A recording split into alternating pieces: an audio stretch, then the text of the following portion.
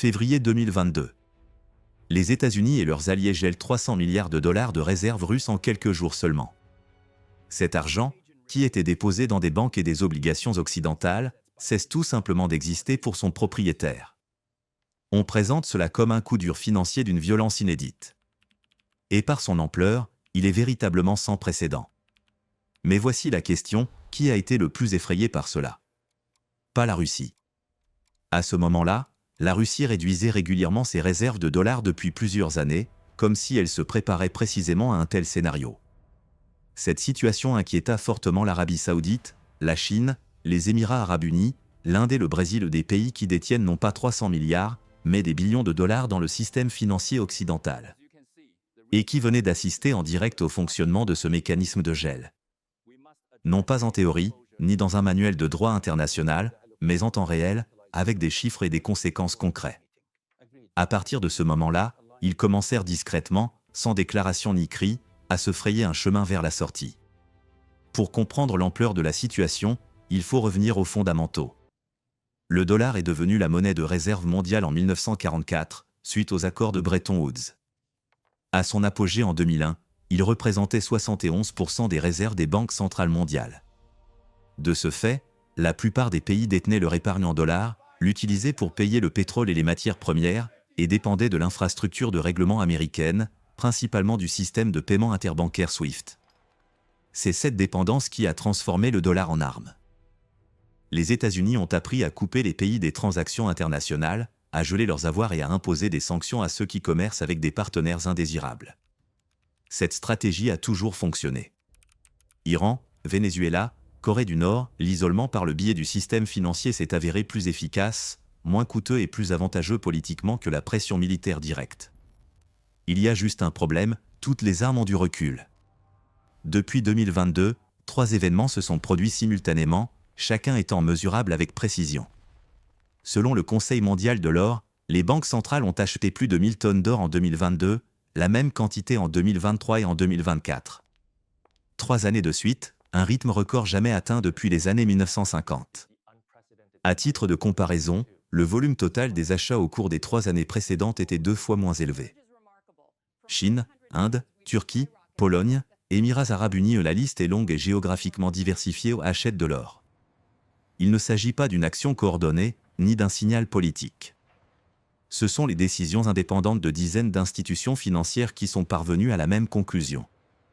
Pourquoi l'or? Parce qu'il n'a pas de contrepartie. Il ne peut être gelé, déconnecté du système SWIFT ni confisqué à distance. Après les événements de 2022, cet argument, autrefois théorique, est devenu une réalité concrète et documentée. L'or est devenu une protection contre la répétition de tels événements. Deuxièmement, le rapatriement. Selon des enquêtes internationales, 68% des banques centrales stockent désormais la majeure partie de leur or sur leur territoire. En 2020, ce chiffre avoisinait les 50%. Même la Pologne, membre de l'OTAN et allié indéfectible de Washington, a construit de nouveaux coffres-forts et rapatrié ses réserves. Il ne s'agit pas d'un geste anti-américain ni d'une rupture ostentatoire. C'est une simple question de gestion des risques, conserver ses actifs précieux hors de portée des décisions d'autrui. Troisièmement, et c'est l'indicateur le plus important, la part du dollar dans les réserves mondiales. Selon le FMI, elle est tombée à 57%, son niveau le plus bas depuis 1994. En 2001, elle atteignait 71%, soit une baisse de 14 points de pourcentage en 20 ans. Ce n'est pas en soi une catastrophe. Le dollar demeure la monnaie dominante incontestée, et aucune autre devise ne peut prétendre à sa place. Mais la tendance est stable et ne s'inversera pas. C'est là que les choses deviennent intéressantes. Les États-Unis utilisent le dollar comme une arme pour contraindre d'autres pays à adopter un certain comportement. À court terme, cela fonctionne, le pays visé par les sanctions subit des pressions, son économie se contracte et sa marge de manœuvre se réduit. Mais à long terme, les conséquences sont exactement inverses à celles escomptées. Chaque utilisation du dollar persuade le groupe de pays suivant que détenir des dollars signifie les détenir avec l'aval de Washington. Et il commence alors à réduire méthodiquement ce risque. Il s'agit d'un piège classique du monopole. Un monopole qui exploite sa position de manière trop agressive accélère l'émergence de concurrents, non pas parce que ces concurrents sont objectivement plus forts, mais parce que le monopole lui-même crée une demande pour une alternative. Là où l'on ne recherchait pas d'alternative auparavant, on les recherche désormais délibérément. Un exemple historique est éloquent. La livre sterling a été la monnaie de réserve mondiale jusqu'au milieu du XXe siècle. Sa part ne s'est pas effondrée du jour au lendemain, elle a décliné sur plusieurs décennies, à mesure que la Grande-Bretagne perdait de son influence économique et politique. Dans les années 1950, 55% des réserves mondiales étaient encore détenues en livres. 20 ans plus tard, ce chiffre avait baissé de 10 points de pourcentage. Le processus a été lent, presque imperceptible en temps réel, et irréversible. Le dollar est aujourd'hui incomparablement plus fort. Mais la tendance est la même. Il est important d'être honnête dans nos évaluations. Il n'existe aujourd'hui aucun véritable substitut au dollar. L'euro est la deuxième monnaie la plus importante, mais sa part des réserves mondiales a à peine progressé depuis les années 2000. Le yuan chinois représente environ 2% des réserves mondiales, et ce malgré les efforts considérables et de longue haleine déployés par Pékin pour le promouvoir sur les marchés internationaux. La profondeur, la liquidité et l'ouverture des marchés financiers américains sont sans égal dans le monde. Mais une infrastructure parallèle se met en place. Le système de règlement interbancaire chinois SIP fonctionne comme une alternative à SWIFT pour les transactions en yuan. Des accords bilatéraux de règlement en monnaie nationale ont été conclus entre l'Inde et les Émirats arabes unis, entre la Russie et la Chine, et entre l'Arabie saoudite et plusieurs partenaires asiatiques. Ces systèmes ne remplacent pas encore le système mondial, ce ne sont que des solutions de contournement. Mais il y a 5 ans, ils n'existaient tout simplement pas. Dans le même temps, la Chine réduit ses avoirs en bons du Trésor américain d'un pic de 1 300 milliards de dollars en 2013 à 730 milliards de dollars à la mi-2025, soit une baisse de plus de 45%.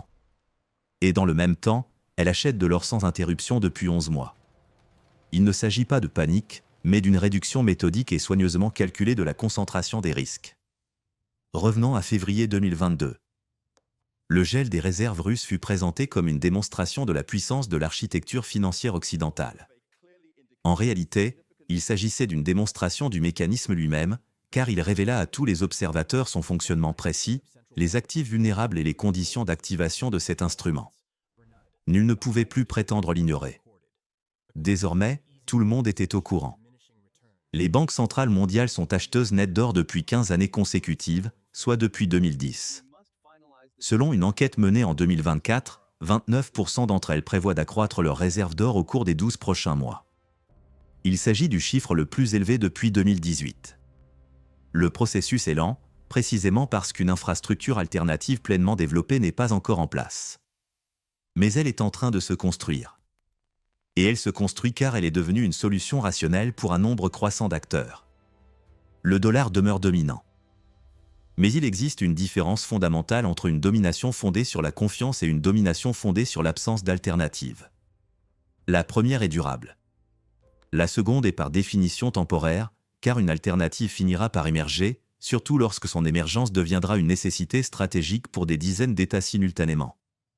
Le plus paradoxal dans toute cette histoire, c'est que l'instrument créé pour renforcer l'influence américaine incite méthodiquement à son affaiblissement à long terme. Le dollar n'est pas détruit de l'extérieur, il s'autodétruit.